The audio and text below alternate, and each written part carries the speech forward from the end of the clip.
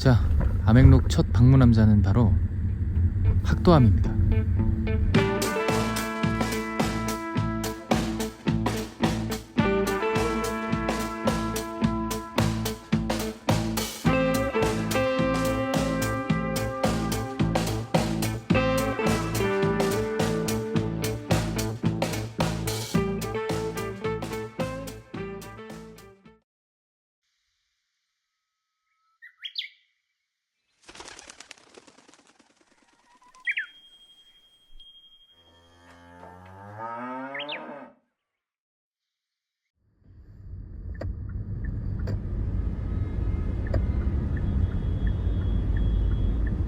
서울은 빠른 도시입니다.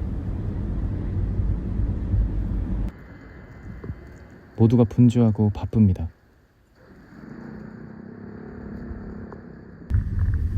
빌딩의 날 속에서 잠시 눈을 돌리면 그 끝에 불암산이 있습니다. 서울 노원구와 남양주 별내면 경계에 자리한 불암산. 산 정상의 큰 바위가 마치 부처님의 모습 같다고 해서 붙여진 이름입니다. 그 품속에 자리한 작은 암자가 학도암입니다.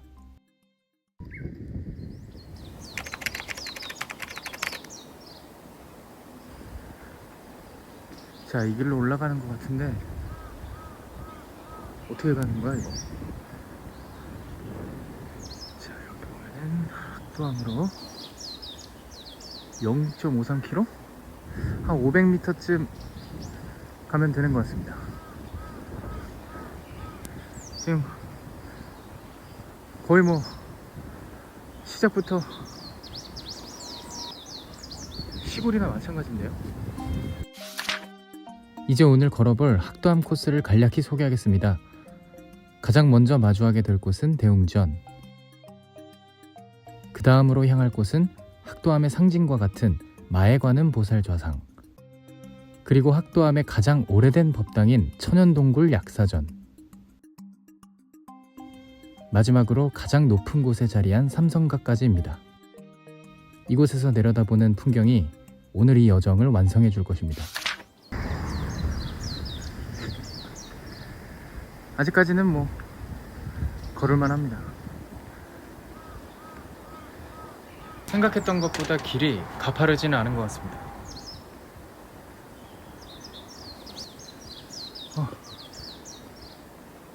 이게 아마 이 불암산 둘레길이랑 연결이 되어 있는 것 같습니다. 벌써 산스장?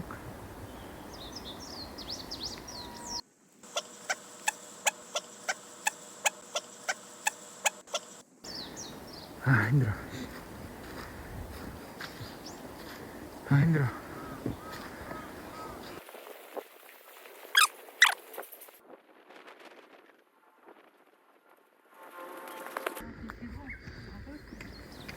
저 혹시 학도암이 저 위에 있나요? 고맙습니다. 금방인가요? 여기 300m? 아, 네, 고맙습니다. 자, 여기 300m. 아이씨, 턱걸이 괜히 해가지고. 와, 그래도 공기는 너무 좋아요.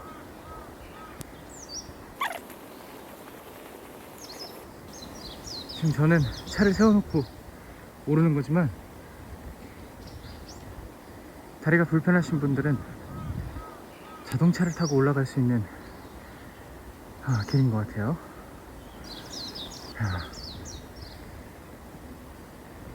이런 산길은 예비군 이후로는 사실 처음인 것 같습니다.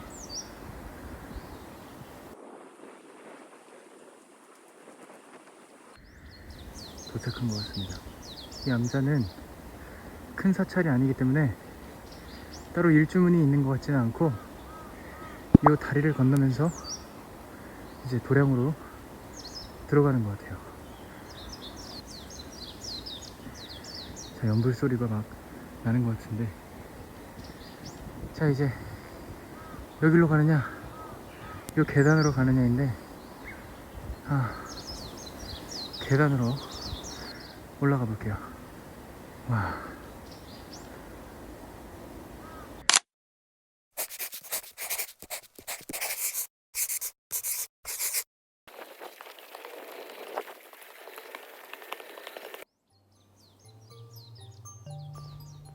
산 중턱의 암자가 주는 감각은 묘합니다. 산길을 오를 때는 오직 발밑을 보다가 암자에 도착하고 나서야 뒤를 돌아보게 됩니다.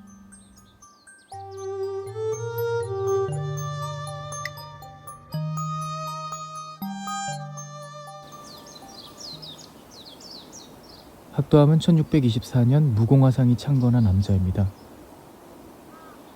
학이 나라와 머물렀다는 이야기에서 이름이 유래되었다고 합니다.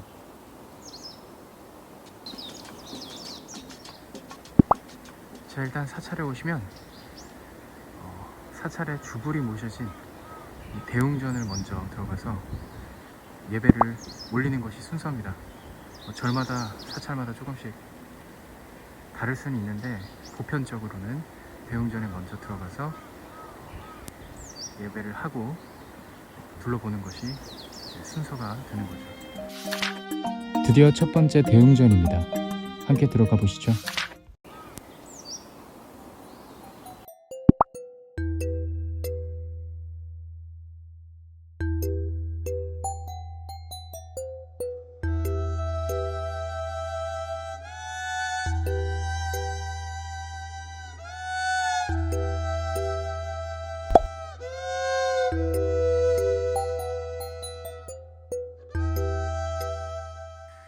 인등을 밝히신 분들도 상당히 많네요.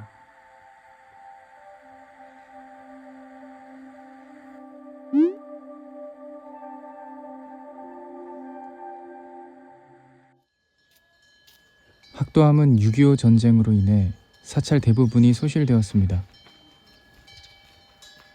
그러나 1955년부터 차츰 재건이 이루어졌고 2006년 대웅전을 중창하면서 지금의 모습을 갖추게 되었습니다.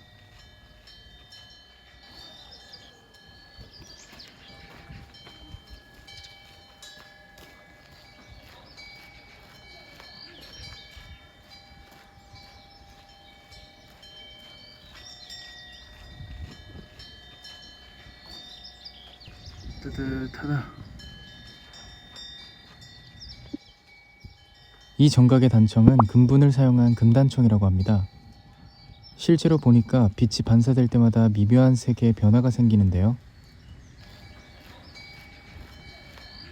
단순히 미적인 요소에 그치는 것이 아니라 공간의 신성함을 강조하는 것이겠죠.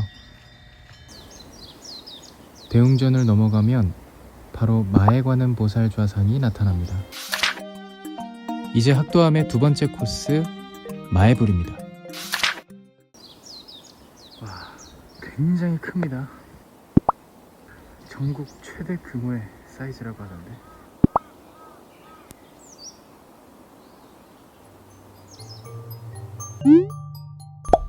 고종의 사랑을 받지 못하고 자식이 없던 명성황후는 간절한 마음을 담아 당대 최고의 석봉들을 동원해 명당터인 이곳의 바위에 관세음보살을 새겼다고 하는데요.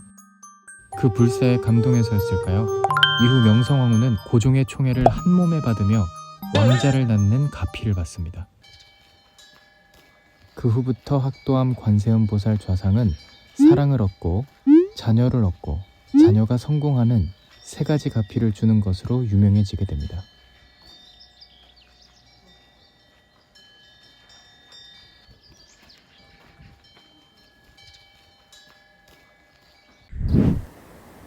마애불을 지나면 곧 약사전이 나옵니다.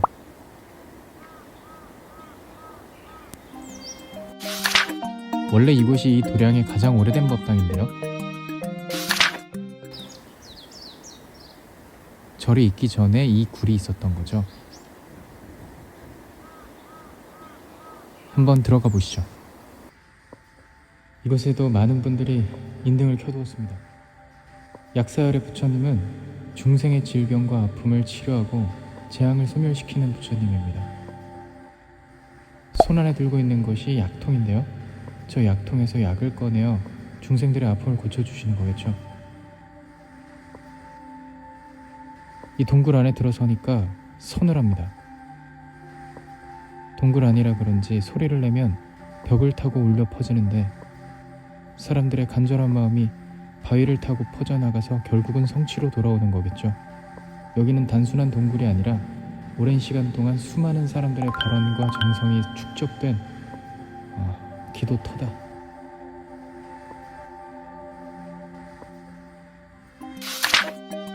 어느덧 학도암의 마지막 코스인 삼성각만이 남았습니다. 함께 보시죠. 삼성각은 학도암의 가장 높은 곳에 조성되어 있습니다. 세 분의 성인이 모셔졌다고 해서 삼성각인데요. 가운데는 치성각열의 부처님, 좌우로 나반존자와 산신님이 있습니다. 그러니까 불암산의 산신님이신 거겠죠. 이러한 정각의 형태는 불교와 한국의 민간신앙이 융합된 형태라는데요. 각 성인에게 개인의 소원 성취를 기원합니다. 민간신앙에서는 기도를 할 때 특정한 조건이나 약속을 지키는 것이 중요하다고 합니다. 기도 성취를 위해 금기사항을 지키거나 특정한 의식을 수행하는 것인데요. 이런 조건이 지켜지지 않을 경우에는 신령의 노여움을 사서 불운을 얻거나 벌을 받을 수 있다고 합니다. 삼성각에서 기도를 할 때는 이러한 전통적인 관습을 인지하고 기도를 하는 것이 좋겠습니다.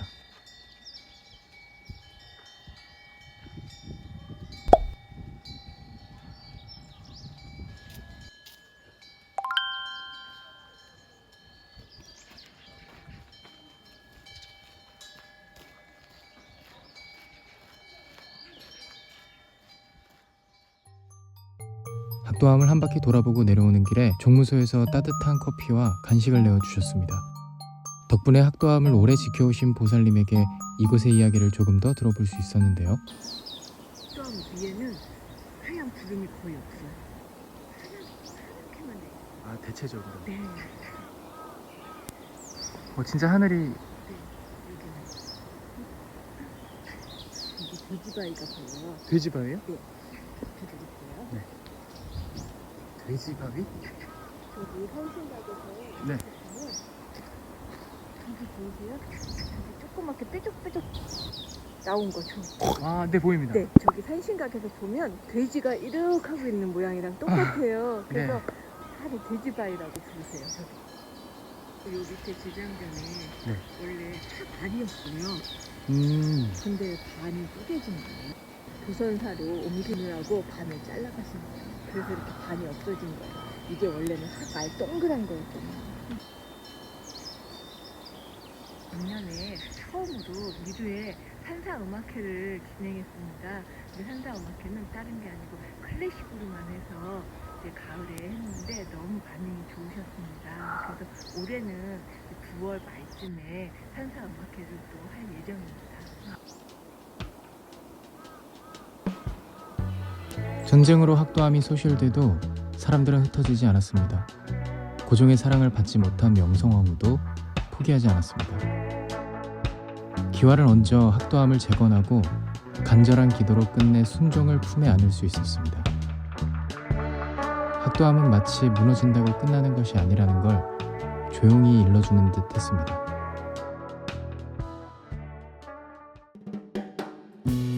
이제 다시 바쁜 도심으로 돌아갑니다. 그다지 조급하진 않습니다. 조금 더디더라도 쌓아 올린 기와 한 장이 간절한 기도가 결국 새로운 길이 되지 않았던가요?